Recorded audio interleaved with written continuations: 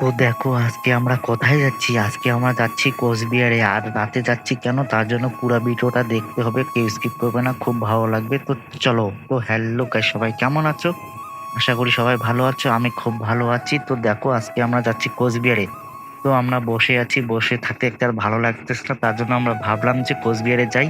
কোচবিহারে যেয়ে একটু ঘুরে আসি। আর রাতে ঘোরাটাই আলাদা মজা লাগে কোচবিহারে। ঠিক আছে?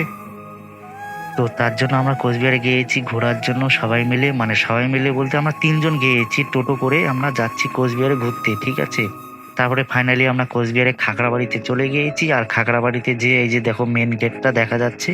আর মেন গেটটা রাতে কিরকম লাগে অবশ্যই কমেন্টে বলবে। আমাকে তো ভাই খুব সুন্দর লাগে। আর মেন গেটটা রাতে খুবই সুন্দর লাগে।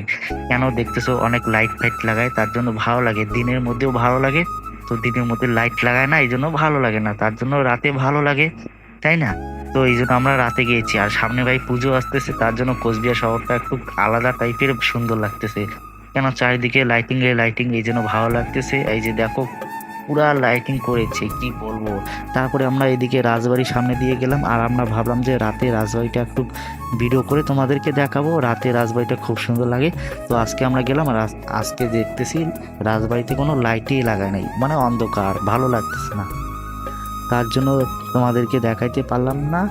তো কোচবিহার শহরটাই দেখো কীরকম টাউনটা। আর টাউনের ভিতরে দেখো এই যে লাইটিং করেছে, কত সুন্দর লাইটিং করেছে, খুবই সুন্দর। আর ভাই কি বলবো, কোচবিহারে এত ভিড় না, মানে ভিড়ে বলাই যায় না, এত ভিড়। কেন সামনে পুজো আসতেছে, সবাই শপিং করতেছে, তার জন্য পুরো ভিড় হয়ে গেছে রাস্তাঘাট।